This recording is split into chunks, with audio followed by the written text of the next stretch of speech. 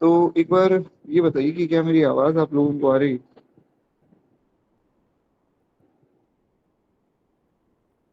जी। तो खैर कल की कथा में हम लोग श्रवण कर रहे थे कि किस प्रकार श्री दादा गुरुदेव भगवान चित्रकूट में पहुंचे और श्री चित्रकूट में उनकी दिनचर्या बड़ी सुंदर है। चित्रकूट की बड़ी सुंदर महिमा है महाराज। चित्रकूट जी के विषय में श्री गोस्वामी जी ने एक बड़ा सुंदर पद भी लिखा है। हमने इस पद की कल चर्चा भी की थी थोड़ी सी। श्री विनय पत्रिका में बड़ा सुंदर, एक नहीं हालांकि पद तो गोस्वामी जी ने दो लिखे हैं। सब सोच विमोचन चित्रकूट कलिहरण करण कल्याण भूत। एक तो ये पद है। एक दूसरा पद है जो कि बड़ा सुंदर है। थोड़ा सा हम केवल इस पद का स्मरण करते हैं, इसका सरल अर्थ नहीं करेंगे, बस केवल एक स्मरण छोटा सा। बड़ा सुंदर भाव है। गोस्वामी जी लिखते हैं, अब चित चेत चित्रकूट ही चलो, अब चित चेत चित्रकूट ही चलो, कोपित कलिलोपित मंगल मग, कोपित कलिलोपित मंगल मग, बिलसत बढ़त मोह माया मलु, अब चित चेत चित्रकूट ही चलो। भूमि बिलोकी राम पद अंकित, वन बिलोकी रघुपर विहार थलु, सैल श्रृंग भव भंग हेतु लख, दलन कपट पाखंड दंभ दलु, अब चित चेत चित्रकूट ही चलु, जहाँ जन्मे जग जनक जगत पति, विधि हरिहर परिहरि प्रपंच छलु, सकृत प्रवेश करत जिहि आश्रम, विगत विषाद भये पारथ नल, अब चित चेत चित्रकूट ही चलु, ना करु विलंब विचार चारु मति, विगत विषाद भये बरस पाछिले सम आग लिबलु, मंत्र सोई जाई जपहि, सोई जपि भय अमर अजर हर अचल हलाहलु, अब चित चेत चित्रकूट ही चलु, राम नाम जप जाग करत नित, मज्जत पय पावन पीवत जल, करी है राम भाव तो मन को, सुख साधन अन्यास महाफल, अब चित चेत चित्रकूट ही चलु, कामद मणि कामता कल्प तरु, सो जुग जुग जागत जगति तलु, तुलसी तो ही विशेष ही बूझी है, एक प्रीति प्रीति एक वधु, अब चित चेत चित्रकूट ही चलु। बड़ा सुंदर पद है। पद संख्या 24, यानी कि विनय पत्रिका जी का 24वां पद। थोड़ा सा मैं सरल भाव बता देता हूँ। वो स्वामी जी कहते हैं कि भैया आप देर मत करो, अपने चित्त को चेत कर, यानी कि दृढ़ निश्चय करके चित्रकूट की तरफ भागो।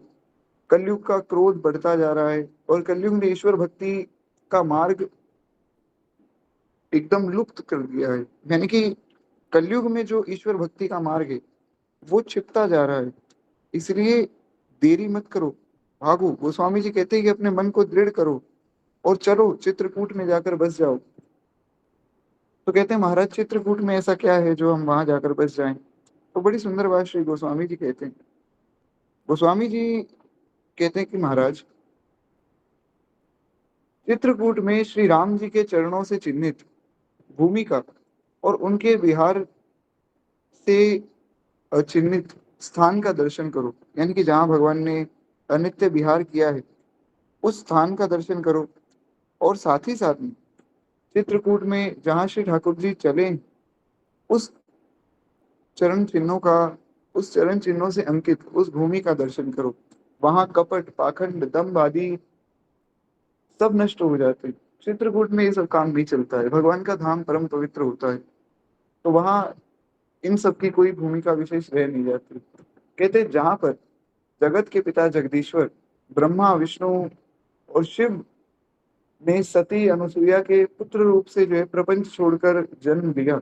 ये कथा मैंने आप लोगों को सुनाई थी। माता अनुसुईया की भक्ति इतनी प्रगाढ़ थी महाराज, और ऊपर से उनका पतिव्रत धर्म इतना श्रेष्ठ था कि अपने पतिव्रत धर्म के बल पे उन्होंने ब्रह्मा विष्णु महेश को अपने पुत्र के रूप में वहां पर जो है स्थापित किया है। ये बहुत ऊंची बात है। कहते हैं जिस चित्रकूट रूपी आश्रम में एक बार प्रवेश करते ही जुए में हारकर वन वन भटकते हुए युधिष्ठिर और साथ में जितने भी पांडव थे और राजा नल का सारा दुख दूर हो गया, उस चित्रकूट से दूरी क्यों बना रहे हो?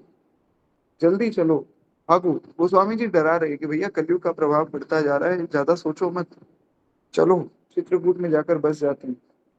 कहते हैं वहां जाने में अब देरी मत करो, अपनी अच्छी बुद्धि से विचार करो कि जितने वर्ष बीत गए सो बीत गए, कोई बात नहीं, आने वाला समय व्यर्थ ना हो।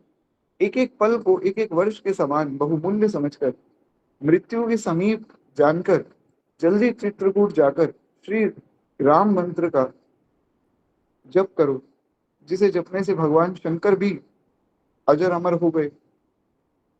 जब तू वहां निरंतर श्री राम नाम जप रूपी सर्वश्रेष्ठ यज्ञ करेगा और पयस्विनी नदी का पवित्र जल में स्नान भी करेगा और पयस्विनी नदी का पवित्र जल पान भी करेगा, तब जो है श्री राम जी तेरे मन की कामना पूरी कर देंगे और सुखमय साधन से सहज ही में तुझे धर्म अर्थ काम और मोक्ष ये चारों पदार्थ दे देंगे। चित्रकूट में जो कामतानाथ पर्वत है वही मनोरथ पूर्ण करने वाला है, और वो कल्प वृक्ष के समान है। यानी कि वहाँ जो कामतानाथ पर्वत है उस पर बैठकर जो है नाम जप करने से बहुत जल्दी प्रभाव मिलता है, जो युग युग से पृथ्वी पर जगमगाता आया है। यूं तो चित्रकूट सभी के लिए सुखदायक है, परंतु हे तुलसीदास, तुझे तो विशेष रूप से उसी का विश्वास प्रेम और बल पर निर्भर रहना चाहिए। गोस्वामी जी की ये बड़ी सुंदर बात है। गोस्वामी जी बहुत सुंदर बात बता देते हैं, पर अंत में किसी को ऐसा फोर्स नहीं करते कि नहीं तुम्हें यही करना पड़ेगा। गोस्वामी जी कहते हैं कि भैया तुम्हें मानना है तो मानो, नहीं मानना है मत मानो। मैं तो अपने मन को समझा रहा हूँ।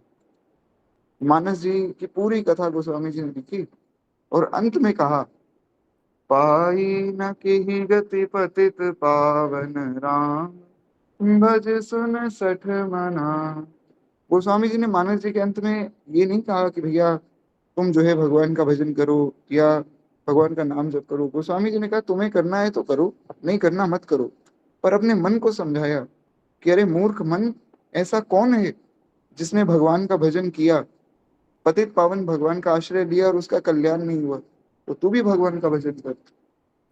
खैर, बड़ा सुंदर पद है। तो एक बार प्रेम से बोलिए गोस्वामी श्री तुलसीदास जी महाराज की जय। इसी प्रकार श्री महाराज जी भी चित्रकूट में निवास करते हैं। और हमने दोहावली सुबह आरंभ की थी, तो दोहावली में भी गोस्वामी जी ने चित्रकूट की महिमा गाई। बस दो तीन ही दोहे हैं, इनको भी सुन ही लेते हैं। कहते हैं, राम बाम जिस जान की, लखन दाहिनी ओर, ध्यान सकल कल्याण में, सुर तरु तुलसी तोर, सीता लखन समेत प्रभु सोहत तुलसीदास, हर्षत सुर बर्षत सुमन सगुन सुमंगल बास। अब गोस्वामी जी यहाँ पर श्री चित्रकूट में विराजे भगवान की महिमा गा रहे हैं। अब दो तीन दोहे मैं इसलिए सुना रहा हूँ क्योंकि इससे क्या है, हमारा दोहावली का भी एक क्रम चल जाएगा। क्योंकि दोहावली भी हम क्रम से पूरी कर देंगे तो साथ के साथ दोहावली भी हो जाएगी महाराज, तो ये बड़ा अच्छा हो जाएगा। तो खैर, गोस्वामी जी कहते हैं, राम बाम जिस जान की, कहते हैं कैसी सुंदर झांकी है, उसका दर्शन करवा रहे हैं। कहते हैं श्री राम जी की बाईं ओर वाम भाग में श्री जानकी जी। भगवान के सब स्वरूपों में श्री किशोरी जी वाम भाग में ही होती। आप कोई भी स्वरूप देखिए, चाहे वो राम कृष्ण नारायण का स्वरूप हो, चाहे भगवान शंकर का स्वरूप हो, स्त्रियों को हमेशा वाम भाग में ही रहना चाहिए। तो राम बाम जिस ज्ञान की, और लखन दाहिनी ओर, और श्री लखन लाल जी दाहिनी ओर है। क्यों? इसका एक बहुत विशेष कारण है। भगवान जब भी किसी को मारते हैं तो वाम भाग से ही महाराज धनुष को पकड़ते हैं। तो इसलिए श्री किशोरी जी वाम भाग में जाकर खड़ी हो जाती है कि आप जो है वाम भाग से किसी को मारोगे, मैं आप हाथ पकड़ लूंगी। तो किसी को मारने ही नहीं देती। इसीलिए तो जब भगवान रावण को मारना चाहते थे, तब श्री किशोरी जी को पहले ही रावण के पास भेज दिया कि आप यहाँ साथ में रहेंगे तो आप मारने देंगे नहीं, तो इसलिए आप वहां चली जाइए। अशोक वाटिका में ले जाकर रावण ने उनको बैठा दिया। भगवान ने मार दिया, उसके बाद भगवान किशोरी जी को ले गए। कृष्ण लीला में भी ऐसा हुआ, किशोरी जी के साथ गए ही नहीं, सब गोपियों को भी छोड़कर चले गए। तब जाकर कंस को मारा है। भगवान जानते हैं कि किशोरी जी किसी को मारने नहीं देंगे, इसलिए वाम भाग में वे विराजमान हो जाती है, किसी भी स्वरूप में आप देखिए। तो इसलिए राम वाम दिशु जान, और लखन जी श्री दाहिनी ओर है। दाहिनी ओर क्यों? क्योंकि दाहिने भाग से भगवान कृपा करते हैं, आशीर्वाद देते हैं सब भक्तों को। इसलिए लखन लाल जी को किशोरी जी ने दाहिनी ओर भेज दिया, वहां खड़े हो जाओ तो आप पर नित्य कृपा बरसती रहेगी। तो ये बड़ा सुंदर भाव है। श्री हनुमान जी महाराज भगवान के चरणों में बैठते हैं तो वे भी दाहिनी ओर ही बैठते हैं कि भगवान की कृपा जो है मिलती रहे। तो फिर कहते हैं इस झांकी का जो व्यक्ति ध्यान करता है उसका निश्चित रूप से कल्याण होता है। और कहते हैं ये तुलसीदास, तेरे लिए तो ये मन माना फल देने वाला कल्पवृक्ष ही है, इसलिए इस झांकी का ध्यान कर। वही बात गोस्वामी जी ने बात तो कर दी, पर किसी को ये नहीं कहा कि तुम्हें ऐसा करना चाहिए। गोस्वामी जी इसीलिए सब बंधनों से मुक्त हैं, वे किसी को बंधन में डालते नहीं कि जो मैंने कह दिया वही तुम्हें मानना होगा। मानना है मान, नहीं मानना भैया मत मानो, मैं तो यही मानूंगा। ऐसा गोस्वामी जी का भाव है। सीता लखन समेत प्रभु सोहत तुलसीदास, हर्षत सुर बर्षत सुमन सगुन सुमंगल बास। कहते तुलसीदास जी ये कहते कि सीता जी और लक्ष्मण जी के साथ श्री रामचंद्र जी शोभित हो रहे हैं, देवतागण हर्षित होकर फूल बरसा रहे हैं, और भगवान का ये ध्यान सुमंगल और परम कल्याण का निवास स्थान है।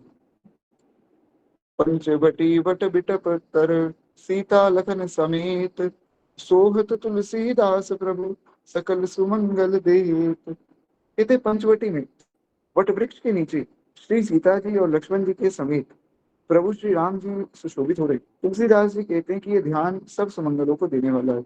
अब केवल दो दोहे हम लोग भगवान के नाम की महिमा पे सुन लेते हैं, क्योंकि उसके आगे के दोहे हमने सुबह सुन लिए थे। तो हमारी जो ये दोहावली की एक कथा है एक तरह से, ये भी क्रमशः चल जाएगी, तो ये बड़ा अच्छा हो जाएगा। कहते हैं चित्रकूट सब दिन बसत, प्रभु सिय लखन समेत, राम नाम जप जाप कहीं, तुलसी अभिमत देत। कहते हैं श्री सीता जी और लक्ष्मण जी के साथ प्रभु श्री राम चित्रकूट में सदा सर्वदा निवास करते हैं। यानी कि ऐसा नहीं कि जब लीला कर रहे थे तभी थे, आज भी वहां निवास करते हैं। जैसे हमारे ब्रजमंडल में ये भावना की जाती है कि श्री ठाकुर जी कहीं नहीं गए, ब्रजमंडल में ही। तो ऐसे ही चित्रकूट के लिए भी यही भाव है कि चित्रकूट छोड़कर भगवान जाते नहीं, क्योंकि वो नित्य विहार स्थली। तो तुलसीदास जी कहते हैं कि वे राम नाम जप करने वाले साधकों को इच्छित फल देते हैं। पै आहार फल खाई जप, राम नाम शतमास, सकल सुमंगल सिद्ध सब करतल तुलसीदास। अच्छा, ये तो खैर दोहावली में भी इसका प्रमाण है, मैं प्रमाण ही ढूंढ रहा था। और मैंने आपको बताया था कि चित्रकूट में जो लोग 6 महीने भजन करते हैं उनको भगवान का दर्शन होता है। इसका मेरे पास कोई प्रमाण नहीं था, पर गोस्वामी जी ने कहा है, मतलब इसका प्रमाण मिल गया।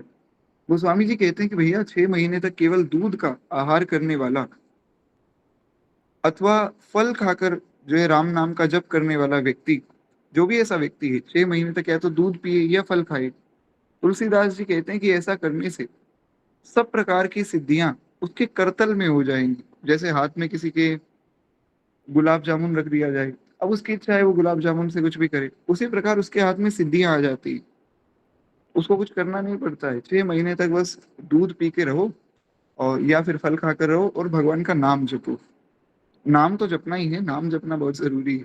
केवल दूध पीने से और फल खाने से भगवान नहीं मिलेंगे, नाम जब साथ के साथ होता रहे। खैर एक बार प्रेम से बोली गोस्वामी श्री तुलसीदास जी महाराज की जय। अब श्री ठाकुर जी ने इस प्रकार का ये अवसर बनाया है तो दोहावली भी भगवान की कृपा से हम सुनते रहेंगे साथ के साथ। खैर कहते हैं कि इस प्रकार महाराज जी ने जो चित्रकूट में निवास किया है और श्री मदगंजन महादेव का बड़ा वात्सल्य उन्हें मिला, ये सब कथा हमने कल की कथा में सुनी थी। फिर उनका महापुरुषों से जो संपर्क हुआ है, श्री रामायणी श्री रामाधीन दास जी से उनका मिलन हुआ, ये भी हमने कल की कथा में सुना था। अब महाराज जी ओरछा पधारे हैं। ओरछा में किस प्रकार उन्होंने समय व्यतीत किया, आज हमें वो सुनना है। कहते हैं विक्रम की 16वीं या 17वीं शताब्दी में बुंदेलखंड की राजधानी के रूप में ओरछा की विशेष ख्याति हुई। बुंदेलखंड जो क्षेत्र है उसकी राजधानी के रूप में ओरछा धाम की बड़ी विशेष ख्याति हुई थी। ये लगभग 16th या 17th सेंचुरी की बात है। तो कहते हैं कि भगवत भक्ति, साधु सेवा, वो ब्राह्मणों की सेवा और सौंदर्य कला प्रेमी, शूरवीर तथा परम धार्मिक यहाँ का राजवंश महाराज मधुकर शाह के नेतृत्व में सुशोभित था। यानी कि जो यहाँ के राजा थे ओरछा के, हमने पहले भी इनका वर्णन सुना था अगर आप लोगों को याद हो तो। यहाँ के जो राजा थे वे बहुत ही साधु स्वभाव के, बहुत ही अच्छे व्यक्ति थे, धर्मनिष्ठ थे। उनका स्वभाव बिल्कुल संत स्वभाव था। वो ब्राह्मण की सेवा करते थे और सौंदर्य कला के बड़े प्रेमी थे, बड़े शूरवीर थे और परम धार्मिक थे। ऐसे थे राजा मधुकर शाह। राजा मधुकर शाह राजा होते हुए भी भगवान के भक्त थे, इसलिए उनका वर्णन भक्तमाल में भी आया है और इसलिए यहाँ भी उनका वर्णन बार बार किया जा रहा है।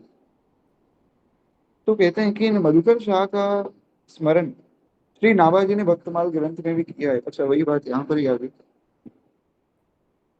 तो श्री नाभा गोस्वामी जी ने भी इनका वर्णन किया है।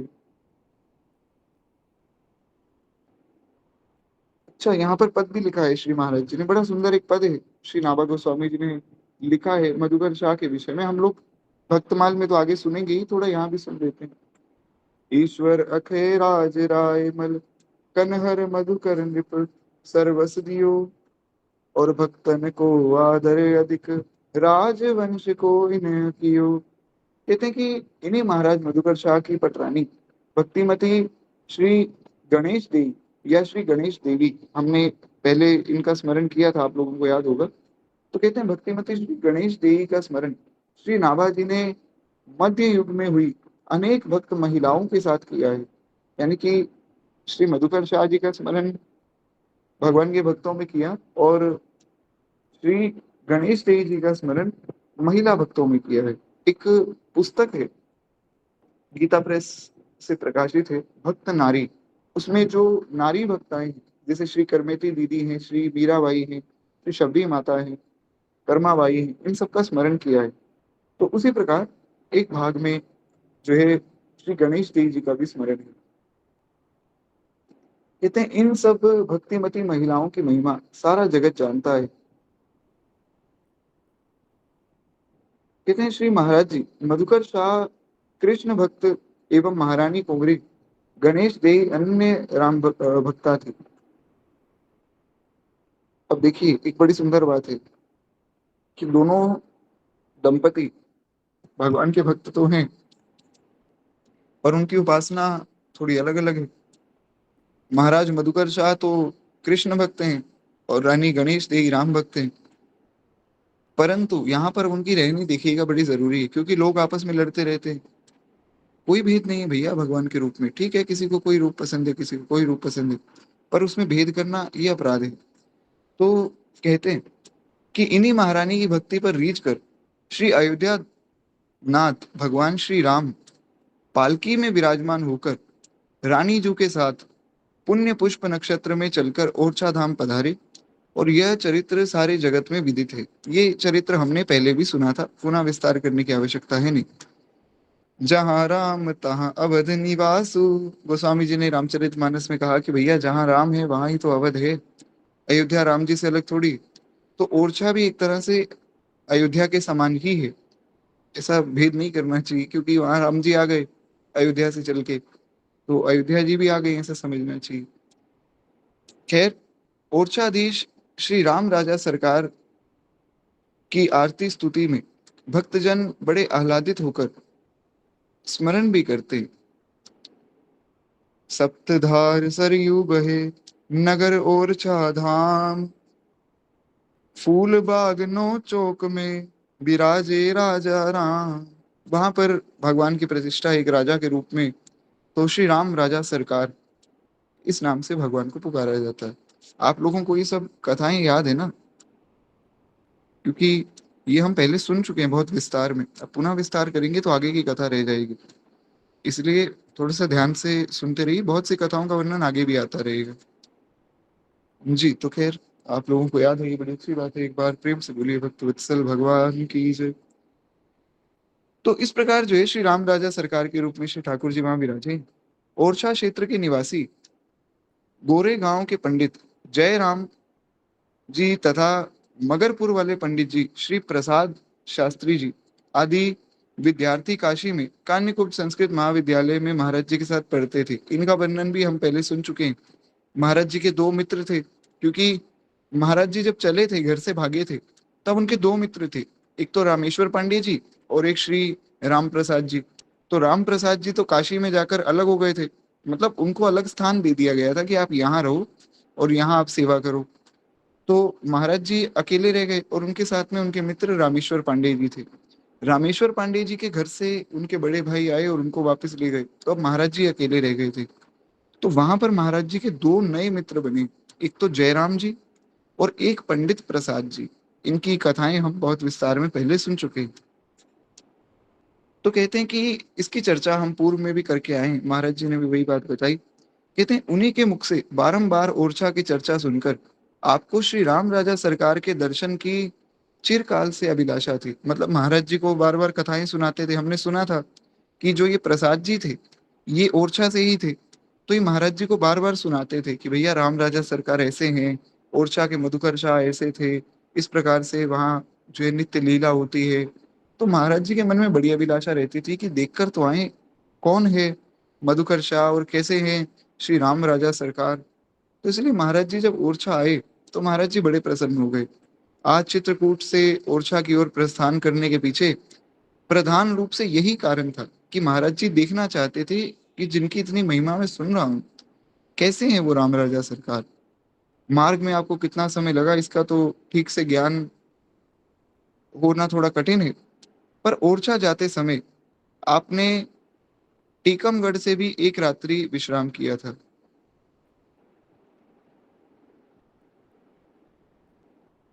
और उसके बाद एक भाव महाराज जी ने यहाँ लिखा है गीता जी में, 9वां अध्याय 23वां श्लोक। इसका तो बहुत बार हम वर्णन सुन चुके हैं कथाओं में, तो मैं वो श्लोक सुना देता हूँ। अनन्याश्चिन्तयन्तो मां ये जना पर्युपासते तेषां नित्यभुक्तानां योगक्षेम वहाम्यहम्। अभी तक तो आपको ये श्लोक ही याद हो गया होगा। ये श्लोक तो हम अनेकों बार कथा में सुन चुके हैं। कहते हैं भगवान ऐसा वर्णन करते हैं गीता जी में, 9वें अध्याय का 22वां श्लोक है। भगवान कहते हैं अर्जुन, जो अनन्यास चिंतयन्तो माम, जो अनन्य भाव से मेरा चिंतन करते हैं, मेरी उपासना करते हैं और निरंतर मुझ में ध्यान लगाते हैं, मैं उनके योग क्षेम का वहन में करता हूँ। यानी कि जो उनको चाहिए वो उनको मैं देता हूँ, जो उनके पास है उसकी मैं रक्षा करता हूँ। तो इसलिए अनन्य भाव से भगवान का चिंतन करना चाहिए। आशा है ये श्लोक आप सबको बहुत अच्छे से समझ आ गया होगा अब तक। तो कहते हैं भगवान का यह जो है वचन, ये भगवान के श्रीमुख से ही निकला है और सृष्टि के अनादि काल से अब तक ना जाने कितने भक्तों के जीवन में कब कब कैसे कैसे चरितार्थ हुआ है, इसकी गणना एवं विवरण संभवतः शेष शारद भी नहीं कर सकते। यानी कि अगर भगवान से पूछा जाए कि प्रभु, आपने ये बात तो कह दी कि जो अनन्य भाव से मेरा चिंतन करता है मैं उसके योग क्षेम का वाम में करता हूँ, तो क्या आप सच में करते हो? भगवान कहेंगे बिल्कुल करते हैं। तो आप उदाहरण दो। तो भगवान से अगर पूछा जाए कि कितने भक्तों का आपने ऐसा योग क्षेम का वाम में किया, भगवान में भी क्षमता नहीं है कि भगवान बता दे। अनंत भक्तों का कल्याण कर चुके हैं भगवान। और अनंत का मतलब अनंत होता है। एक लोगों के मन में एक ये धारणा है कि थोड़ी सी गंभीर बात है, थोड़ा ध्यान से समझिएगा। हमें ऐसा लगता है कि भैया अनंत एक ऐसी संख्या है जिसको हम नहीं जानते, पर भगवान जानते हैं। भगवान को पता होगा अनंत कितना है। मतलब भगवान से पूछा जाए, प्रभु आपने कितनी बार अवतार ले लिया, आपकी कितनी कथाएं हैं, हम सुनते हैं ना, हरि अनंत हरि कथा अनंता। तो अंदर की बात ये कि भगवान को भी नहीं पता। अगर वो गणना भगवान को पता होती तो फिर तो ये एक तरह से धोखा हो जाता भक्तों के साथ।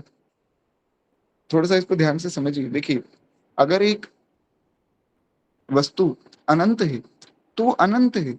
उसकी अगर ऐसा हो कि इतनी गणना है और हमें नहीं पता, ये तो फिर हमारे साथ धोखा हो गया ना, कि हमें नहीं पता, हमें तो ऐसा कह दिया गया अनंत है पर भगवान जानते हैं।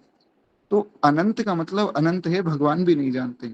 यानी कि भगवान के कितने अवतार आज तक हुए, भगवान ने कितनी बार जो है राम रूप लिया, कृष्ण रूप लिया, या भगवान के कितने भक्त हैं, कितने जीव हैं, इसकी गणना भगवान को भी नहीं पता है।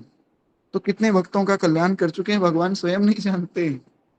इसीलिए कहा जाता है हरि अनंत और हरि कथा अनंता, भगवान अनंत है। खैर, कहते हैं श्री भगवान का ये आश्वासन चिरकाल से भक्तों का अवलंबन रहा है, यानी कि भक्तों का एक आश्रय रहा है। भगवान ने कहा है कि मेरे भक्त का पतन नहीं होता तो नहीं होता, मैं अपने भक्त की रक्षा करता हूँ। तो बिल्कुल निश्चिंत हो जाना चाहिए भगवान के भक्त को, किसी प्रकार का कोई भय मन में नहीं हो। अगर हम भगवान के आश्रित हैं और भगवान ने वचन दिया है कि जो अनन्य भाव से मेरा चिंतन करेगा उसकी रक्षा मैं करूंगा, तो भगवान करेंगे और कर रहे हैं और सदा सदा से करते आए हैं। इसीलिए भगवान का आश्रय लेना चाहिए, और कठिन परिस्थिति में तो अवश्य ही लेना चाहिए महाराज। हमारे गुरुदेव भगवान कहते हैं, ये मैंने सुबह की कथा में भी बताया था, महाराज जी कहते हैं कि भैया अगर दुख के समय में भजन नहीं हुआ तो फिर कब होगा? दुख के समय में तो ज्यादा भजन करो, यही तो समय है भगवान का भजन करने का। खूब भजन करो भगवान का। खैर, कहते हैं कि इस प्रकार यही आश्वासन जो भगवान ने दिया है कि मैं अपने भक्तों की रक्षा करूंगा, ये भक्तों के लिए एक सहारा सदा सदा से ही था। अनेक भक्तों की जीवनियों में ऐसा भी पढ़ने सुनने में आता है कि विशेष परिस्थितियों में उन्होंने श्री ठाकुर जी को पुकारा है और भगवान की परीक्षा भी ली। इसी आश्वासन से भगवान की परीक्षा ली, किंतु भक्तवत्सल प्रभु सदैव इसमें विजयी ही हुए। ऐसा कभी भी नहीं हुआ किसी भक्त ने भगवान को पुकारा और भगवान ने रक्षा ना की हो, संभव ही नहीं। इसलिए तो भगवान कहते हैं कि मैं तो हूँ भगतन को दास, भगत मेरे मुकुट मणि। भगवान कहते हैं मैं भक्तों का सेवक हूँ और भक्त मेरे मुकुट मणि। भगवान भक्तों के भी भक्त हैं, ये बड़ी ऊंची बात है। भगवान का स्वभाव इतना सुंदर है, भगवान अपनी भगवत्ता छोड़ देते और भक्तों के सेवक बन जाते। और ऐसा केवल श्री ठाकुर जी ही कर सकते हैं, अन्य किसी में ऐसी सामर्थ्य नहीं महाराज। तो एक कथा भी प्राप्त होती। वैसे तो कथा बहुत विस्तृत है, मैं एकदम शॉर्ट में सुना देता हूँ। शायद इसका वर्णन भक्तमाल जी में आगे हमें मिल जाए, अगर होगा तो भक्तमाल में हम विस्तार में सुन लेंगे। एक बार की बात है, एक पंडित जी थे महाराज, खूब प्रेम से भगवान का भजन करते थे। उन्होंने गीता जी में ये श्लोक पढ़ लिया और उन्होंने जो है इस श्लोक को जीवन में धारण कर लिया। जैसा कि मैंने पहले भी कहा था, जरूरी नहीं गीता के 700 श्लोक आपको याद हों और एकदम ऐसा आप रट्टा भी मार लेंगे तो उससे कुछ नहीं होगा। पर हाँ, अगर आपने एक श्लोक को पकड़ लिया कि बस ये श्लोक हमें बड़ा प्यारा लगा, अब हम जैसा इसमें कहा गया वैसा मानेंगे, तो आपका कल्याण हो जाएगा। तो वे पंडित जी, बस मन में उनकी ये विश्वास था कि भगवान ने कहा है तो मेरी रक्षा भी करेंगे। तो पंडित बड़े विशुद्ध ब्राह्मण थे, और ब्राह्मण तो महाराज स्वभाव से ही अकिंचन होता है। ब्राह्मण के पास बहुत ज्यादा धन नहीं होता है, किसी के पास है तो अच्छी बात है, पर मुख्य रूप से ब्राह्मणों को ये श्राप है एक तरह से। इसके पीछे भी बहुत विस्तृत कथा है। इंद्र को श्राप लगा तो इंद्र ने वो श्राप जो है 4 लोगों को दे दिया, पेड़ों को दे दिया, इसलिए पेड़ जो है मुरझा जाते। स्त्रियों को दे दिया, इसलिए स्त्रियों को जो रजस्वला अवस्था आती है वो इंद्र के श्राप के कारण ही। ब्राह्मणों को दे दिया, इसलिए ब्राह्मण जो है किंचन हो गए। इस प्रकार से बहुत विस्तृत कथा है, उस पर कभी बाद में चर्चा करेंगे। तो ब्राह्मण महाराज स्वभाव से अकिंचन होते हैं। अब ये पंडित जी भी बड़े अकिंचन थे। अकिंचन मतलब उनके पास बहुत ज्यादा कोई धन नहीं था, तो घर में कुछ था नहीं, पर बच्चों को संस्कृत पढ़ाते थे। तो सब शिष्यों ने कहा कि गुरुजी, हम कुछ आपके घर में महाराज कुछ व्यवस्था हम कर दें। अच्छे अच्छे घर के भी बच्चे पढ़ते थे। बोले नहीं, हमें किसी चीज की आवश्यकता नहीं है, भगवान ने कहा है तो भगवान हमारी रक्षा स्वयं कर लेंगे।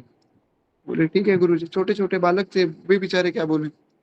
तो पंडित जी की पत्नी जो थी, ब्राह्मणी, उनके हृदय में था कि भाई इतने आपके शिष्य हैं, किसी से मांग लो कुछ थोड़ा सा पैसा, बाद में लौटा देंगे।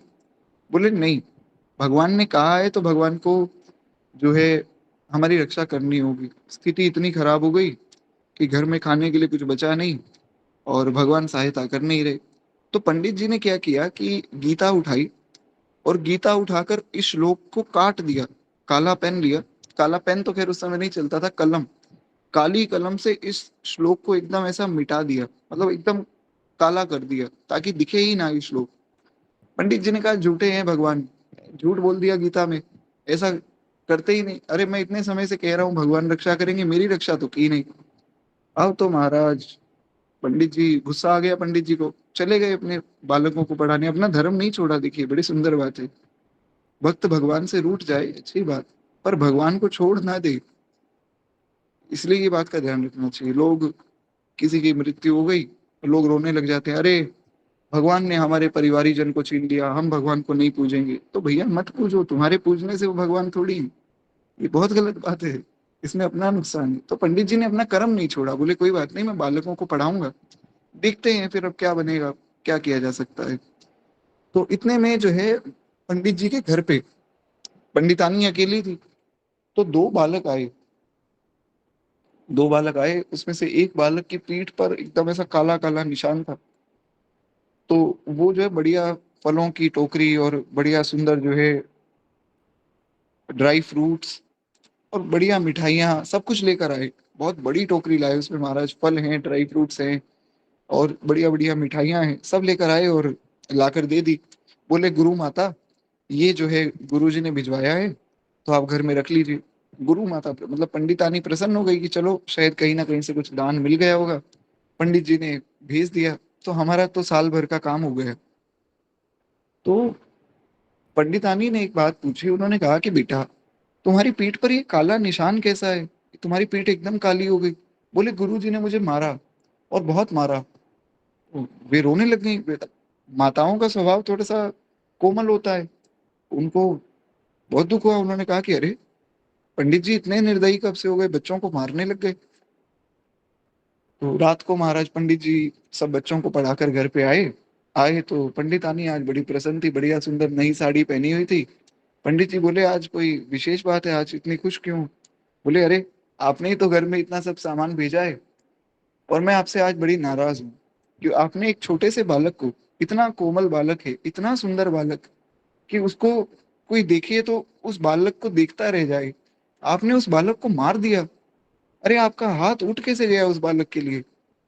पंडित जी बोले मैंने तो कभी किसी को भी नहीं मारा।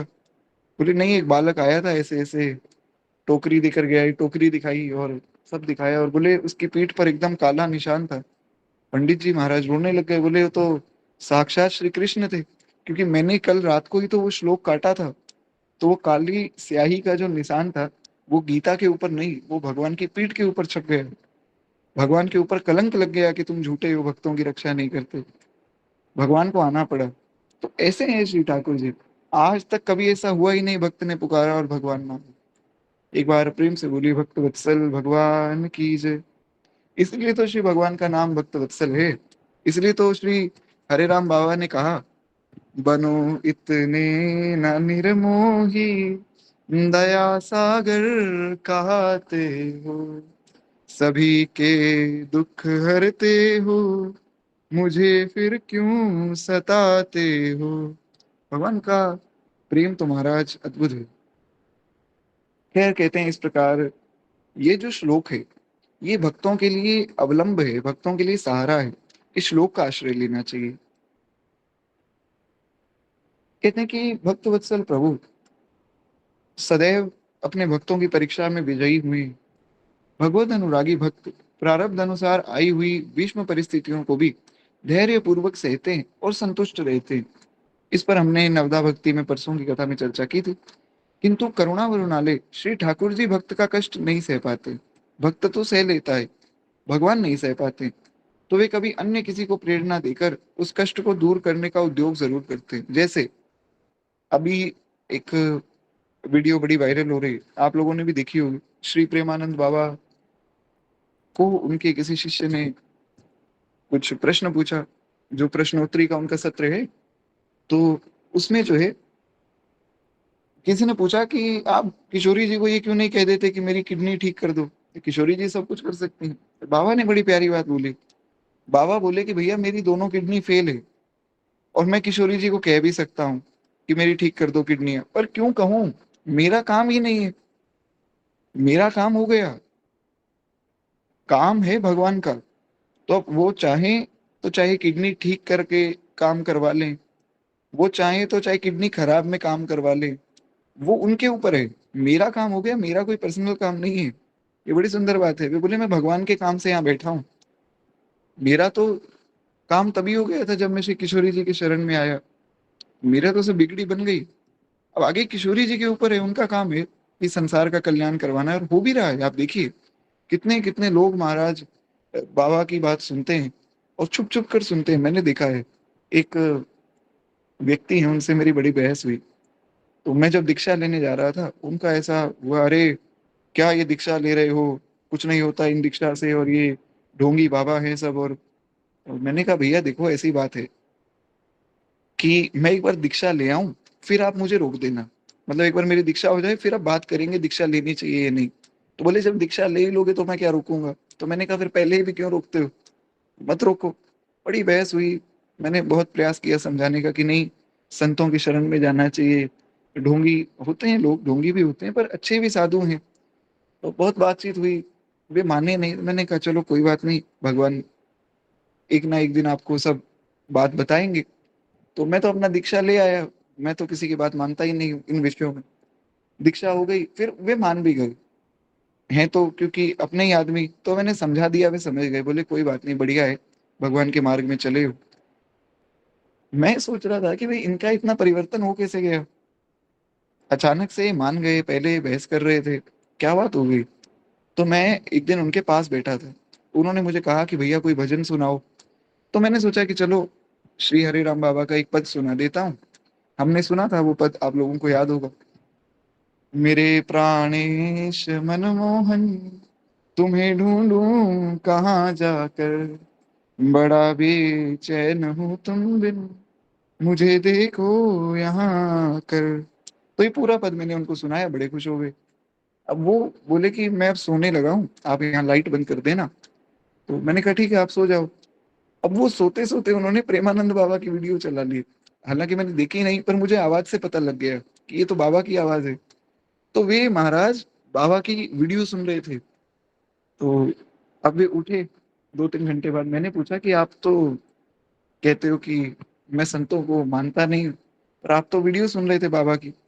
बोले कि नहीं, मैं मुझे नींद नहीं आती, तो मैं कुछ ना कुछ सुनता रहता हूँ। मैं न्यूज सुन लेता था पहले, तो उससे नींद आ जाती थी। तो फिर एक दिन मैंने कहा कि आप ऐसा करो, आपको सुनना ही है, भगवान की कथा सुन लो। तो बोले फिर तब से मैंने सोचा कि चलो, मैंने 2-3 कथाएं भेज दी थी। तो बोले मैं तब से फिर कथा सुनता हूँ रात को, और सुनते सुनते सो जाता हूँ। तो फिर मुझे प्रेमानंद बाबा की वीडियो दिखी।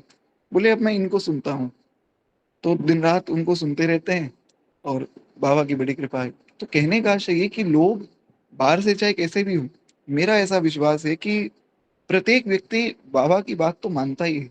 कोई हो जो बहुत ही ज्यादा दुष्ट बुद्धि का हो तो अलग बात है, पर बाबा की बात अंदर से हर व्यक्ति समझता है। बड़ी कृपा है, बाबा की बड़ी कृपा है महाराज। बहुत लोगों का उन्होंने उद्धार किया है। खैर एक बार प्रेम से बोलिए श्री प्रेमानंद बाबा की जय। अब देखिए आप लोगों के तो गुरुदेव हैं, तो आप लोग तो नाम ले नहीं सकते। हम तो भैया ब्रजवासी हैं, और ब्रजवासी हैं तो हमारे तो पिता के समान ही है बाबा। इसलिए मैं उनका नाम ले लेता हूँ, ऐसा कोई मन में विचार ना करे। हमारे लिए भी गुरु रूप ही हैं, पर ब्रजवासी हैं तो हमारा अलग भाव है बाबा के प्रति।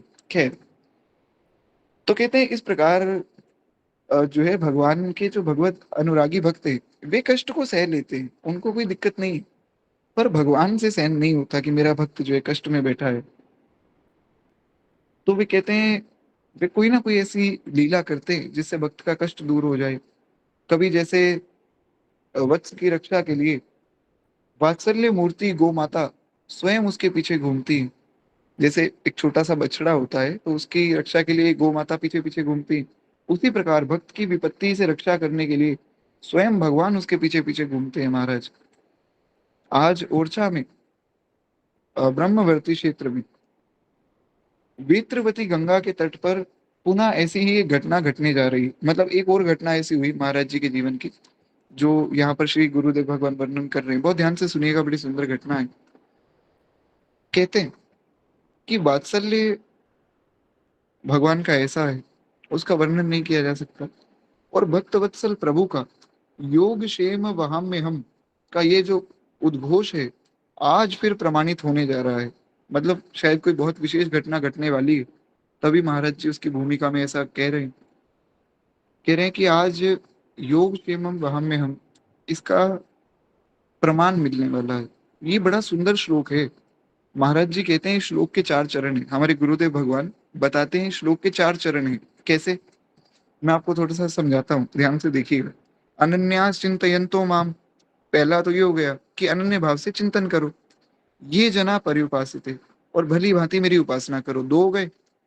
तेषाम नित्य भुक्ता नाम, और नित्य मेरा स्मरण करो। तीन हो गए ना। और चौथा है योग क्षेम वाम में, भगवान कहते हैं फिर जाकर मैं तुम्हारे योग क्षेम का वाम में करूंगा। पर भगवान की बात तो ठीक है, भगवान की बात से भी ऊपर हमारे गुरुदेव भगवान एक बात कहते हैं। और दास के मन में ऐसा विचार है कि महाराज जी की बात भगवान की बात से भी ऊपर है। क्यों? महाराज जी कहते हैं कि भैया हमारे जीवन में ना तो अनन्यास चिंतयन्तो माम है, ना तो हम भगवान का अनन्य भाव से चिंतन करते, और ना ही हम ये जना पर्युपासते करते, यानी कि ना ही हम भगवान का जो है भगवान की उपासना करते, और ना ही भगवान का तेषाम नित्य युक्ता नाम, ना ही भगवान का हम जो है नित्य स्मरण करते। पर तीनों चरण नहीं है, इस श्लोक का चौथा चरण हमारे जीवन में है। भगवान फिर भी हमारे योग क्षेम की रक्षा करते हैं। ये भगवान का स्वभाव है। ये बड़ी ऊंची बात है। किसी को इतनी सी बात समझ आ जाए, उसका विश्वास दृढ़ हो जाता है। महाराज जी की बात इतनी सुंदर है, क्या कहा जाए। महाराज जी कहते हैं भैया तुम कुछ भी नहीं कर रहे तो भी भगवान तुम्हारी रक्षा कर रहे हैं, तुम विश्वास करके तो देखो। तो कहते हैं ऐसी घटना महाराज जी के जीवन में भी घटी। अपने भक्त का आतिथ्य करने के लिए आज श्री राम राजा सरकार पंडित राम राजा के रूप में बेतवा तट पर उसकी ओर चले। मतलब महाराज जी जो है चित्रकूट से ओरछा चले, दादा गुरुदेव भगवान। और श्री भगवान आज जो है अपने महल से निकले हैं। ये बड़ी सुंदर घटना है, इसको बहुत ध्यान से समझिएगा, बड़ी सुंदर घटना घटने जा रही है। महाराज जी चले हैं चित्रकूट से ओरछा की ओर, और ओरछा में राम राजा सरकार यानी कि हमारे ठाकुर जी वो महल से निकल गए। भगवान का जो मंदिर है उसको महल कहा जाता है क्योंकि राजा महल में रहता है ना। तो राम राजा सरकार अपने महल से निकले, और पंडित राम राजा के रूप में भगवान ने एक ब्राह्मण का रूप धारण कर लिया, और पंडित जी के रूप में वे गंगा जी के तट पर चलने लगे। श्री महाराज जी के जीवन की ये घटना राम राजा सरकार की अपने भक्तों पर अतिशय प्रेम की घटना है। महाराज जी कहते हैं कि इस घटना को बहुत सावधानी से सुनना चाहिए और इसको समझना चाहिए। कहते हैं इस घटना से श्री महाराज जी का सदा सर्वदा के लिए ओरछा धाम से एक आंतरिक भावात्मक संबंध जुड़ गया। ओरछा पहुंचकर आपने जो है वेत्रवती गंगा के तट पर ही एक विशाल शिलाखंड पर अर्जुन वृक्ष की छाया में विश्राम किया। अब वो घटना क्या है जिसके लिए हम इतनी देर से सुन रहे हैं कि बड़ी सुंदर घटना है, आज भगवान कृपा करने वाले, वो क्या घटना है तो वो बता रहे हैं। महाराज जी कहते हैं कि जब श्री दादा गुरुदेव भगवान चले हैं चित्रकूट से चलकर अयोध्या जी पहुंचे। अयोध्या जी में वेत्रवती गंगा जी हैं, तो उनके तट पर अर्जुन वृक्ष की छाया में महाराज जी ने थोड़ी देर विश्राम किया, और बिना प्रसाद पाए उनका आज का ये तीसरा दिन था। जैसे हमने पहले सुना था कि महाराज जी जब चले थे विंध्याचल पर्वत की ओर, तो विंध्याचल पर्वत की ओर काशी से विंध्याचल गए तो तब भी 3 दिन तक कुछ नहीं खाया था। अब चित्रकूट से ओरछा आए हैं तब भी 3 दिन तक कुछ नहीं खाया है, कुछ भी खाया नहीं, कुछ भी पिया नहीं। कहते हैं आज ये तीसरा दिन था, और उस दिन संभवतः चैत्र कृष्ण एकादशी थी। तो एकादशी का दिन था। भगवान की कृपा करुणा का अनुभव करते हुए आप जो है बेतवा में स्नान करने के लिए जल पीकर लेट गए। महाराज जी ने स्नान किया, जलपान किया और लेट गए। अब एकादशी है तो अन्न तो खा नहीं सकते, महाराज जी तो व्रत करते हैं। कहते हैं भगवान की कृपा करुणा का अनुभव करते हुए वे लेट गए, यानी कि भगवान की कृपा का स्मरण कर रहे थे। मैंने एक वीडियो भेजी थी, सभी ग्रुप्स में भेजी थी, जो जिस ग्रुप में है आपने देखी होगी निश्चित रूप से। श्री दादा गुरुदेव भगवान ने बड़ी सुंदर महिमा बताई है प्रार्थना की। आप उस वीडियो को 2-3 बार देखिए, मेरी प्रार्थना है। आपने इतना चरित्र सुना है महाराज जी का, अभी तो आगे और भी चरित्र हम सुनेंगे। आप उस वीडियो को 2-3 बार देखिए और महाराज जी की एक छवि को मन में बसा लीजिए। आप उस छवि को बसाने के बाद जब कथा सुनेंगे ना, विश्वास मानिए आपको इतना सुख मिलेगा, सुनते सुनते ही कहा नहीं जा सकता है। इतना सरल स्वभाव, इतना प्रेम, इतना वात्सल्य शायद भगवान में भी ना हो। महाराज जी का स्वभाव इतना अद्भुत था, क्या कहा जाए।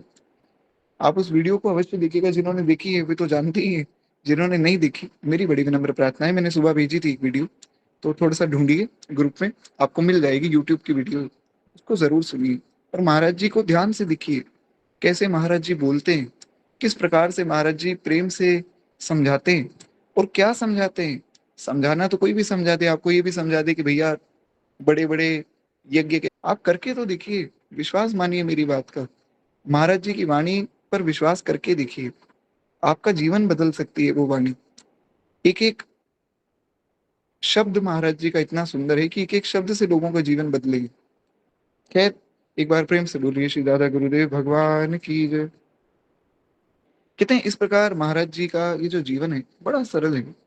भगवान की बड़ी कृपा है महाराज जी पे। तो महाराज जी ने जल पान किया और लेट गए। इसी समय एक अत्यंत सुंदर ब्राह्मण युवक वहां पधारे। हमने सुना था कि श्री राम राजा सराज जी से कहा कि ब्रह्मचारी जी, आप 2-3 दिन से बड़े भूखे मालूम पड़ते हैं, आपका शरीर बड़ा कमजोर लग रहा है, खाया नहीं है क्या आपने 2-3 दिन से कुछ? आज एकादशी है और हमारे यहाँ फलाहार कर लीजिए, आइए मेरे घर चलते हैं और मेरे घर में आपको बढ़िया बढ़िया फल मैं खिलाता हूँ। हम जो है ओरछा वासी सात्विक वैष्णव ब्राह्मण हैं। भगवान तो भगवान है, भगवान तो सब कुछ ही है महाराज। भगवान कह दें कि मैं ब्राह्मण हूँ तो ये झूठी बात थोड़ी, भगवान ब्राह्मण भी है। भगवान कह दे मैं क्षत्रिय हूँ तो राम रूप में क्षत्रिय भी है। भगवान कह दे मैं वैश्य हूँ तो भगवान वैश्य भी है। भगवान तो सब कुछ है। भगवान कह दे कि भैया मैं पशु हूँ तो पशु में भी भगवान है। तो इसलिए भगवान ने कहा कि पंडित जी, आप 2-3 दिन से भूखे मालूम पड़ते हैं, मैं एक पवित्र ब्राह्मण हूँ यहाँ का। ऐसा मत सोचिए कि मैं, मेरे घर में पवित्रता नहीं है। आप प्रसाद पा सकते हैं, बहुत अच्छे से मैं घर में सेवा करता हूँ और बहुत सात्विक वृत्ति से मैं रहता हूँ। तो आप जैसे जो साधु संत है ना, मेरे घर में प्रसाद पा लेते हैं, उनको कोई दिक्कत नहीं होती। क्योंकि कई साधुओं का नियम होता है कि वो उस घर में नहीं जाते जहाँ अपवित्रता है। जैसे हमारे गुरुदेव भगवान, हमारे गुरुदेव भगवान ऐसे घर में जाते ही नहीं जहां पर कोई बिना नहाए रसोई में चला जाए। इतनी सी बात पे महाराज जी मना कर देते कि नहीं, आपके घर हम नहीं आएंगे। घर तो आएंगे ही नहीं, आपके घर का जल भी नहीं पिएंगे। बहुत सावधानी से रहना पड़ता है जो महाराज जी के शिष्य हैं। महाराज जी ऐसे वैसे व्यक्ति के घर में जा ही नहीं सकते। महाराज जी का नियम बहुत कठोर है। महाराज जी कहते हैं भैया हम प्यासे रह लेंगे पर तुम्हारे घर में नहीं रहेंगे, ना तुम्हारे घर का जल पिएंगे। तो खैर ऐसे बहुत से संतजन होते हैं, उनके बहुत से नियम होते हैं। तो इसीलिए भगवान ने पहले ही बता दिया कि मैं एक सात्विक ब्राह्मण हूँ, अच्छा ब्राह्मण हूँ मैं, मेरे घर में सब पवित्रता है, आप आइए, आपको मैं बढ़िया जो है फलाहार करवा देता हूँ। हमारा नाम पंडित राजा राम है। महाराज जी ने पूछा कि भैया आप कौन हो, आपका नाम क्या? बोले मेरा नाम पंडित राजा राम है। राम राजा भगवान का वास्तविक नाम, और यहाँ पर नाम बदल दिया तो राजा राम कर लिया। महाराज जी ने प्रसन्नता पूर्वक जो है पंडित राजा राम का आग्रह स्वीकार कर लिया। महाराज जी बोले भैया ठीक है, आप कह रहे हो तो चलो। उन ब्राह्मण देवता के यहाँ प्रेम पूर्वक फलाहार ग्रहण किया है और उसमें आपको अपूर्व स्वाद का अनुभव हुआ। महाराज जी बोले भैया आपके घर में तो बड़ा सुंदर प्रसाद बना है, बड़ा आनंद आ गया, इस प्रसाद में एक अलग ही मिठास है। तो भगवत प्रेम का नशा छा गया, क्योंकि भगवान ही तो प्रेम देने वाले हैं। तो भगवान जब स्वयं हाथ पकड़कर अपने घर ले गए, अपने हाथ से भोजन खिला रहे हैं, और ये घटना कोई सतयुग त्रेता द्वापर की नहीं है, ये कलयुग की घटना है। और ऐसा भी नहीं कोई 500 साल पुराने भक्ति काल की घटना हो कि सूरदास जी तुलसीदास जी के जमाने की घटना। अभी की घटना है भैया, 50-60 साल पहले की घटना। और प्रत्यक्ष वे महात्मा हमारे सामने, वे दादा गुरुदेव भगवान हमारे सामने हैं, जिनके साथ घटना घट रही है। इससे ज्यादा कृपा क्या होगी भगवान की। लोग कहते हैं किसने देखा है भगवान को, किसने नहीं देखा है भगवान को। हर जगह श्री ठाकुर जी दिख रहे हैं, विश्वास तो करो। कहते हैं फलाहार करके आप पुनः जो है बेतवा के तट पर आ गए। महाराज जी ने कहा अब जो है हम आपसे आज्ञा चाहते हैं। तो पंडित जी बोले कि भाई आप हमारे यहाँ रुक जाओ। बोले नहीं नहीं, हम किसी के यहाँ नहीं रुकते। आपने प्रसाद हमें खिलाया, आपकी बड़ी कृपा है, हम जा रहे हैं। उस दिन आपने श्री मन महाराज राजाधिराज राजा राम का दर्शन किया है। यानी कि भगवान तो राजाधिराज पट्टाभिराम है। तो महाराज जी को साक्षात श्री राम राजा सरकार का दर्शन हुआ।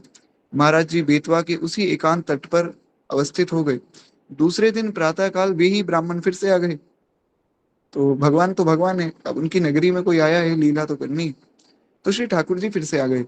ब्राह्मण देवता पंडित राम राजा आए, राजा राम आए, महाराज जी के निकट आए और बोले ब्रह्मचारी जी, जो एकादशी का फलाहार कराए थे ना आपको, अब आज द्वादशी है तो आज उसका पारण भी करना है। एकादशी का पारण समय से होना चाहिए, क्योंकि अगर समय से पारण नहीं होगा तो फिर बात ठीक नहीं। तो इसलिए उन्होंने कहा कि पंडित जी, आप जो है यहाँ लेटे हुए हैं अच्छी बात है, पर आपने कल एकादशी का फलाहार किया था, तो आज जो है पारण भी कर लो हमारे घर पे। तो ऐसे ही शास्त्र की विधि है, आप तो सब जानते ही। तो महाराज जी ने कहा कि बात तो सही है। तो महाराज जी को बड़ी प्रसन्नता हुई। उन्होंने सहर्ष यह आमंत्रण भी स्वीकार कर लिया। उन्होंने कहा ठीक है, आपके घर में हमने कल एकादशी का प्रसाद पाया, बड़ा सुख मिला, तो आज भी चलते हैं आपके घर पे प्रसाद पाएंगे। और मध्याह्न में आपने पंडित जी के यहाँ द्वादशी का पारण किया है। उस दिन भी प्रसाद में एक अद्भुत स्वाद था। वो प्रसाद कुछ अलग ही था, क्योंकि भगवान अपने हाथ से खिला रहे हैं ना। वो जो प्रसाद था उसका स्वाद दिव्य था। महाराज जी कहा करते थे कि भैया, जीवन भर में ऐसा स्वाद नहीं आया। उस दिन के बाद आज तक ऐसा स्वाद मिल नहीं पाया जैसा स्वाद उस दिन मिला था, क्योंकि साक्षात श्री ठाकुर जी खिला रहे थे। प्रसाद पाकर आप पुनः फिर वेत्रवती के तट पर आ गए। महाराज जी का स्वभाव देखिए, ऐसा नहीं कि सुख सुविधा मिली तो किसी के घर में जाकर सो गए, ऐसा नहीं। जब विरक्ति का मार्ग लिया है तो विरक्ति का मार्ग लिया है। साधु जन किसी ना किसी के यहाँ प्रसाद पा लेंगे, पर ऐसा नहीं कि उनके ही यहाँ आराम से सो गए और बढ़िया सुख सुविधा मिल गई तो उसमें खो गए, ऐसा नहीं। कहते महाराज जी वापिस आ गए। अब महाराज जी सोचने लगे। उन्होंने सोचा कि इन पंडित जी ने मेरा पूर्व परिचय भी नहीं था, और ऐसे मृदु व्यवहार, ऐसी सेवा भावना धन्य है। ये पंडित जी कोई साधारण नहीं। महाराज जी समझ गए, क्यों? हीरे को जोरी पहचान लेता है। जो भी व्यक्ति संत स्वभाव का होता है ना, उसको संत पहचान लेते हैं आंखों से। हमने चर्चा की थी इस विषय पे, मैंने आपको बताया भी था। हमारे महाराज जी कहते हैं कि भैया, आंखों से पता लग जाता है कि कौन साधु और कौन असाधु है। आंखें बहुत कुछ कह देती। तो महाराज जी तो इतने बड़े महात्मा हैं, वे समझ गए कि कोई साधारण पंडित जी नहीं है। ये पंडित जी कोई चमत्कारी पंडित जी हैं, क्योंकि ऐसा मृदु व्यवहार मनुष्य का संभव नहीं। और मैं तो जानता भी नहीं था, मैं तो सो रहा था। अपने आप आए और मुझे उठाकर अपने घर ले गए कि आओ मैं आपको प्रसाद पवा देता हूँ। अपने आप अगले दिन भी आ गए। तो महाराज जी कहते हैं धन्य है पंडित राजा राम का जो सुंदर स्वरूप है, उनका शील स्वभाव है, हमारे हृदय को अत्यंत आकृष्ट कर रहा है। महाराज जी के चित्त में उन अद्भुत ब्राह्मण के दर्शन की व्याग्रता बढ़ती गई। आपने विचार किया कि उस संत से भी ब्राह्मण के पास चलकर पूछना चाहिए कि हम यहाँ कुछ दिन निवास करना चाहते हैं, कहाँ रुकना चाहिए। आप अतिथि अभ्यागत सेवा का कोई स्थान बता दीजिए जहां हम रुक सके। तो पंडित राजा राम जी से पुनः मिलने की लालसा में जो है उनसे ओरछा में किसी निवास योग्य स्थल का पता पूछने के लिए श्री महाराज जी उनसे मिलने के लिए चल दिए। किंतु एकादशी व द्वादशी 2 दिन जिसके घर गए, तीसरे दिन महाराज उसका घर ही गायब हो गया। पंडित राजा राम तो मिले नहीं, उनका घर भी नहीं मिला। महाराज जी बोले 2 दिन में यहाँ आया था, मैंने घर भी देखा था, मैं घर में गया भी था, प्रसाद भी पाया, घर गायब हो गया महाराज। ये कैसे संभव है? कहते हैं ओरछा में उस समय एक छोटा सा गांव ही था। ओरछा ऐसा कोई बहुत बड़ा, आज तो खैर बहुत अच्छे से वहां सब सेवा हो रही है, पहले एक छोटा सा गांव था। तो महाराज जी ने गली गली और घर घर में देखा। एक छोटा सा गांव था तो सब घर में जा सकते थे। अब क्या है, शहरों में इतने सारे घर हैं, सबके घर जाना संभव नहीं, पर गांव में आज भी सबके घर में जा सकते हैं। महाराज जी ने देखा, लेकिन ना तो पंडित जी मिले, ना ही उनका घर मिला। तो पंडित राजा राम से मिलने के लिए आपकी उत्कंठा बढ़ती गई, पर कहीं उनका दर्शन हुआ नहीं। अंत में उदास होकर श्री राम राजा सरकार के मंदिर में संध्या आरती के समय महाराज जी पहुंच गए। बोले चलो, पंडित जी तो मिले नहीं, भगवान के घर में ही चले। मंदिर के पुजारी ने आपसे पूछा कि, मतलब मंदिर के पुजारी से आपने पूछा, मतलब महाराज जी ने पूछा कि पंडित जी, यहाँ पे कोई राजा राम नाम के पंडित रहते हैं क्या? हमें उनसे मिलना है। हमें 2 दिन तो मिले थे, तीसरे दिन मिले नहीं। ये सुनते ही पुजारी जी गदगद हो गए। पुजारी जी बोले कि भैया, राजा राम तो सामने ही बैठे हैं। बोले नहीं, ठाकुर जी तो हैं ही, राम राजा सरकार, लेकिन एक पंडित जी हैं। बोले वो यही पंडित जी हैं, ये कभी पंडित बन जाते हैं, कभी सेवक बन जाते हैं, इनके अनेक स्वरूप हैं।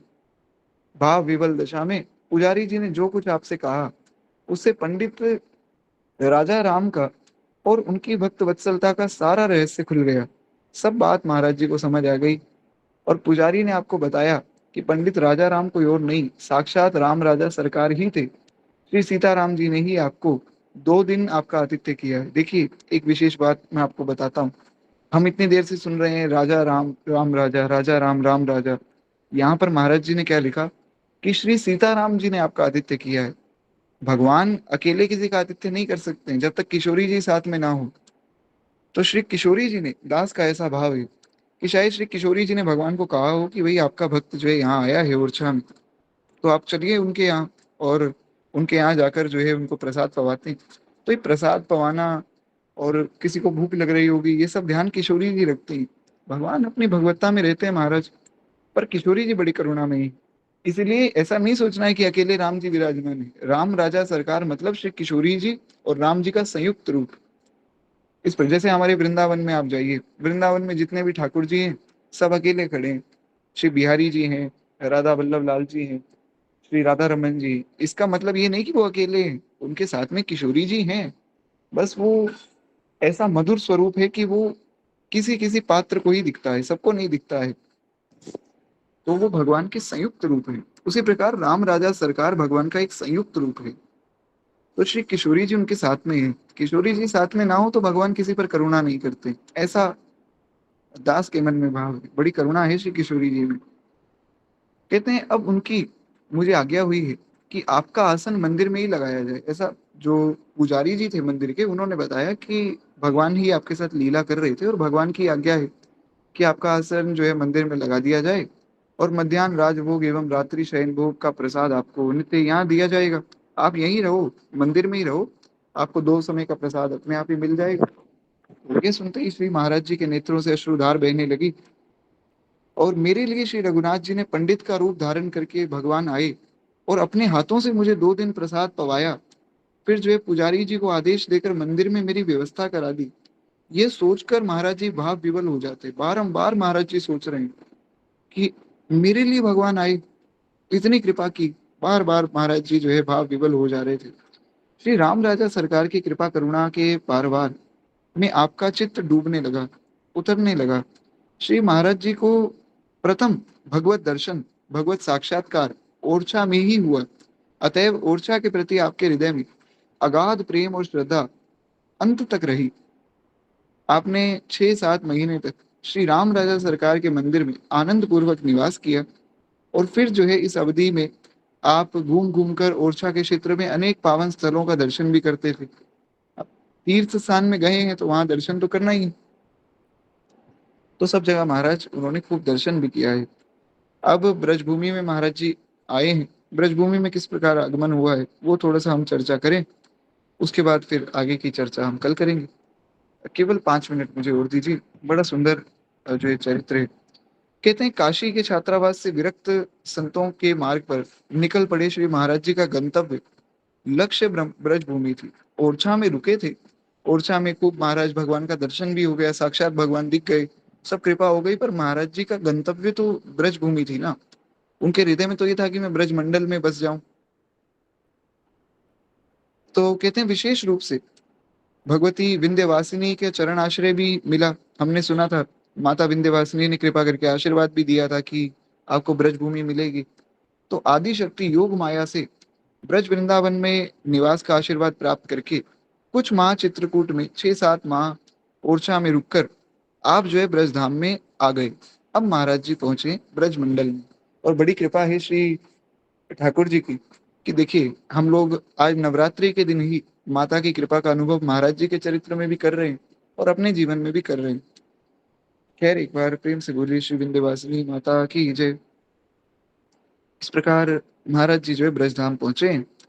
ओरछा से ब्रजभूमि की यात्रा आपने कितने समय में की और किस प्रकार की, ये स्पष्ट नहीं है, ये एक रहस्य है। ओरछा में प्राप्त हुई श्री राम राजा सरकार की कृपा से आपका चित्त बड़ा पुलकित हो गया तथा श्री नंद नंदन और विश्वानु नंदिनी की नित्य लीला भूमि ब्रज मंडल के दर्शन की जो लालसा थी, आप यह मार्ग में पैदल तय कर ही नहीं पाए कि कब कहाँ तक कितना समय लग गया। महाराज जी बस यही सोच रहे थे कि मैं जाऊंगा, वृंदावन में जाऊंगा, बरसाना में जाऊंगा, गिरिराज जी का दर्शन पाऊंगा और गिरिराज जी में ही बस जाऊंगा, ऐसा महाराज जी सोच रहे थे। श्री गिरिराज वास मैं पाऊं, ब्रज तज बैकुंठ न जाऊं, ऐसा मन में खूब पद गा रहे थे महाराज। तो महाराज जी भूल गए कि कितना समय हो गया, मैं कब से चल रहा हूँ, उनको कुछ स्मरण में नहीं था। कहते हैं आप ये मार्ग में पैदल तय कर कि विक्रम संवत 2001 तदनुसार ईस्वी लगभग लगभग सन 1944 में ब्रजभूमि में आए थे, 1977 में, यानी कि 1977 शायद। आपकी अवस्था लगभग कुछ 23 वर्ष की रही होगी। अब इसका पक्का अनुमान नहीं कि कब महाराज जी आए थे, पर यह पक्का है कि जब महाराज जी 23 साल के थे ना, तब वे ब्रजभूमि पहुंचे थे। यानी कि लगभग उनको लगभग लगभग 23 नहीं, क्षमा चाहूंगा, 26 साल, लगभग 6 साल लग गए थे। विरक्ति का मार्ग अपनाया काशी में, काशी से विंध्यवासिनी जी के यहाँ पहुंचे, ओरछा पहुंचे। तो लगभग महाराज जी को 6 साल लगे जब से वो विरक्त हुए, तब से लेकर ब्रजभूमि में आने तक। तो ये 26 साल का एक बहुत सुंदर काल था। अब एक और महाराज जी ने यहाँ भाव लिखा है, काल निर्णय संबंधी समस्या। थोड़ा सा ये भी सुन लेते हैं, फिर हम जो है कल ब्रज 84 कोस की परिक्रमा करेंगे, मतलब महाराज जी के साथ करेंगे। तो जो लोग अभी तक ब्रज मंडल में नहीं पहुंचे या परिक्रमा नहीं कर पाएंगे, तो कल की कथा में पधारिए, कल आपकी परिक्रमा हो जाएगी महाराज जी के साथ साथ। खैर कहते हैं कि यहाँ हम जो है चरित्र लेखन में आई हुई काल निर्णय से संबंधित कुछ असंगति का उल्लेख कर रहे हैं। श्री महाराज जी का प्रादुर्भाव लगभग लगभग विक्रम संमत 1965 में हुआ। महाराज जी का प्रादुर्भाव जो था वो विक्रम संमत 1985 में हुआ शायद। ये विक्रम संमत है, ये वो वाला सन नहीं जो हम देखते हैं। जैसे अभी 2020 चल रहा है, तो नहीं 2024 चल रहा है ना शायद। अरे हाँ, क्षमा चाहूंगा, 4 साल आगे आ गए हम लोग। तो अभी 2024 चल रहा है। तो 2024 तो वो सन है जो अंग्रेजी गणना के अनुसार है। यहाँ पर जो महाराज जी का जन्म स्थान बताया जा रहा है ना, वो विक्रम संमत के अनुसार है। अभी विक्रम संमत 2081 चल रहा है अभी के समय में।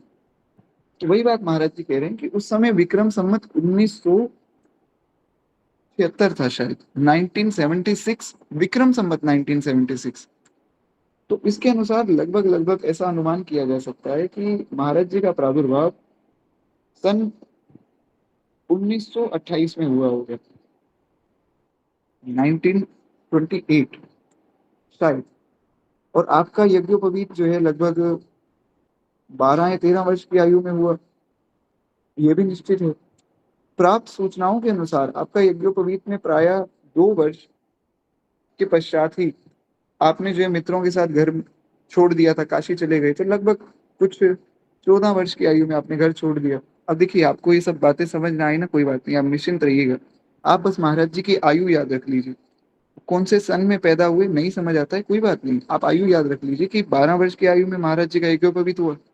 14 वर्ष की आयु में उन्होंने घर छोड़ दिया और काशी चले गए। कहते हैं द्वितीय गृह निर्गमन जो है शीर्षक, इस घटना का वर्णन पूर्व ही किया गया था। मतलब हमने पहले भी सुना था कि महाराज जी ने जब काशी प्रस्थान किया तब आपकी आयु लगभग कुछ 14 या 15 वर्ष की थी। महाराज जी कहा करते थे कि हमने प्रवेशिका गांव की पाठशाला तथा प्रथमा और मध्यमा काशी से उत्तीर्ण की। प्रथमा और मध्यमा में 5 वर्ष का समय लगता है, ऐसा एक अनुमान है कि लगभग 5 साल लगते हैं। फर्स्ट क्लास से लेकर फिफ्थ क्लास तक अगर आप पढ़ेंगे, सीधा सीधा हिसाब है, 5 साल लगेंगे। तो बस वही बात है, प्रथमा मतलब क्लास फर्स्ट और मध्यमा मतलब क्लास फिफ्थ होती थी उस समय में, तो 5 साल लगते हैं।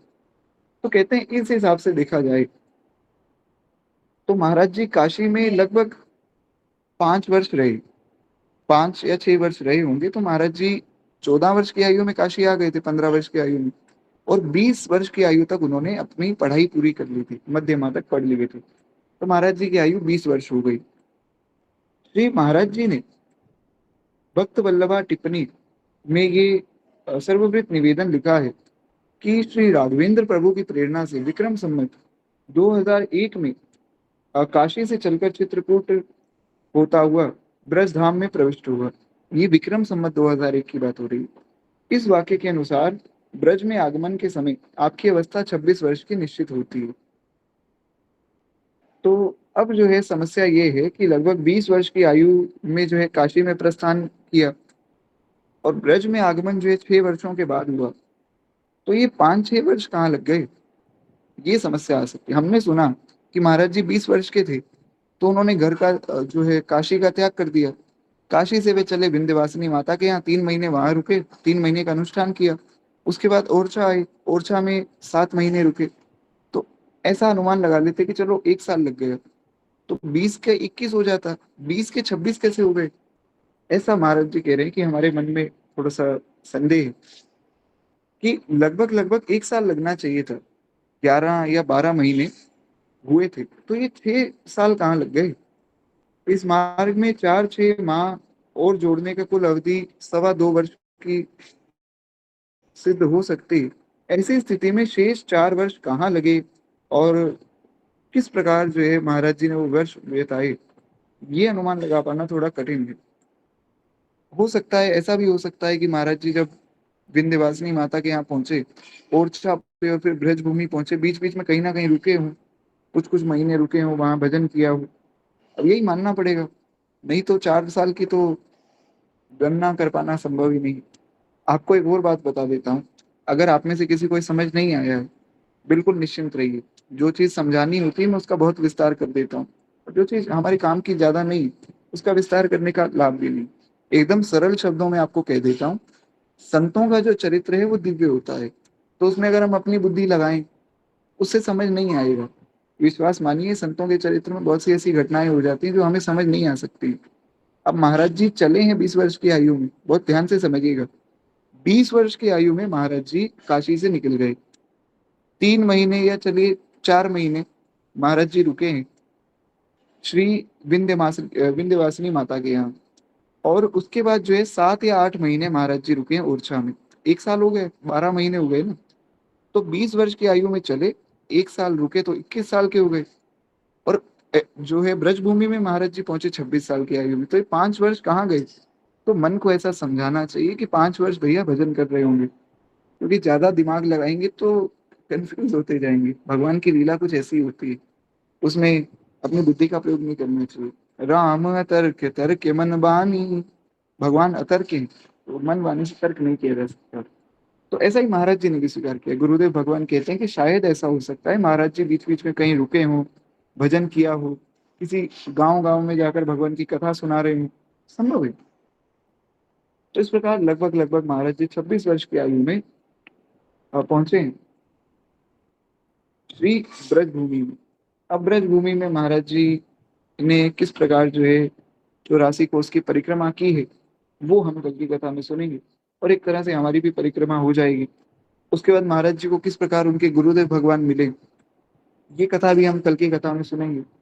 और उसके बाद श्री महाराज जी की गुरु परंपरा का वर्णन भी संभवतः सुन लेंगे।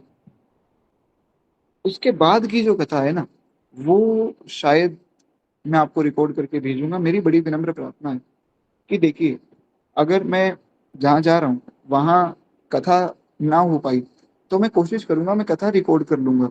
मतलब भक्तमाल जी की कथा तो शायद फिर ना हो पाएगी, पर मैं ये वाली कथा रिकॉर्ड कर लूंगा ताकि हमारा फ्लो बना रहे। तो मैं रिकॉर्ड करके आधा घंटा, 15 मिनट, 20 मिनट, जितना भी संभव हो सका मैं रिकॉर्डिंग तैयार कर लूंगा हर दिन, और वो मैं आपको भेज दिया करूंगा।